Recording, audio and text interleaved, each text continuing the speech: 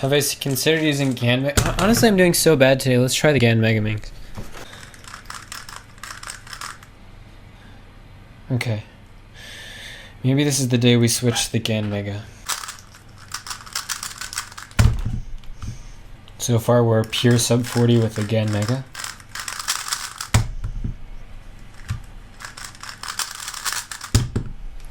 Three for three sub 40 with the GAN Mega. Hello everyone, welcome back to Laser Monkey. And yesterday I randomly switched to the GAN Megaminx, and then today I streamed an average of 100 without interacting with the chat. So what's my thought process here? I've been using the Cubicle Galaxy V2M since before it came out, and I got the GAN Megaminx in late summer of this year. I've had it for several months, and when I got it, I just thought, it's too slippery. I tried to set it up, and honestly, I did get a pretty good setup, but I was just so used to this Galaxy V2, I was so comfortable with it, and I really had no reason to switch.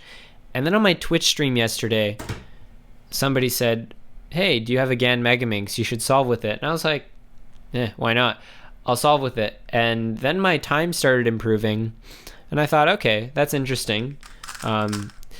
One thing you will notice when you use the GAN Megaminx for the first time and then you switch back to this one is that it really looks like there are a bunch of shadows on the Galaxy V2 just because this is so flat and you can see the colors so well, and this is so not flat. And am I saying that I'm permanently switching to the GAN Megaminx? No, of course not. I might just switch back to the Galaxy V2 like tomorrow or something. But today I did something really interesting, which is really why I want to make this video.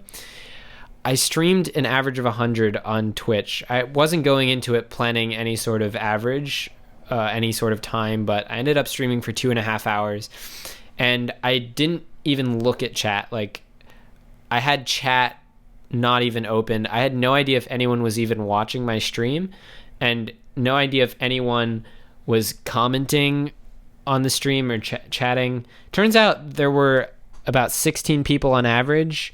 Apparently like 40 people tuned in. I had like this many viewers. Didn't expect anyone to watch me solve Megaminx for 2.5 hours, but apparently people did. Average view time was almost 2 hours. So that's interesting.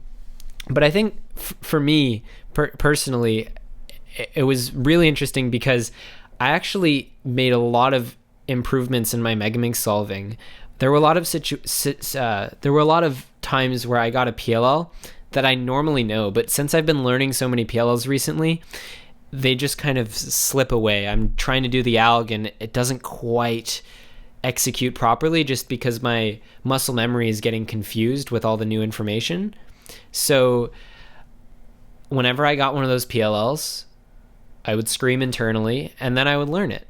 And I did, and I reviewed them, and I did so many solves today that I actually got those PLLs again several times later in my practice, and I would mess up again and then I'd relearn it. And you know, it's part of the training. Like this one, for example, I think it's called like W on James's Megaminx alg sheet.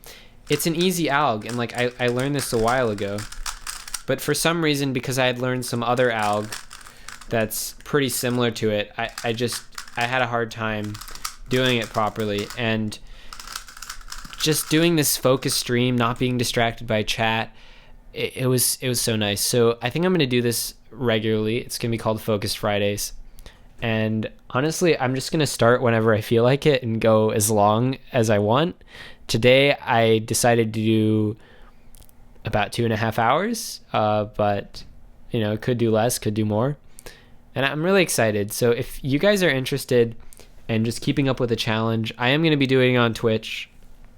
I don't think anyone wants to see that here on YouTube. This is supposed to be like my my more concise, put together content. So I'm going to leave that raw, unfiltered content on Twitch. But I'd like to finish off this video with a nice average from today's session, a few nice solves, and yeah. I also had some thoughts about improving on Megaminx as well. So a lot of content today. Thank you for watching. Let's get to that stuff.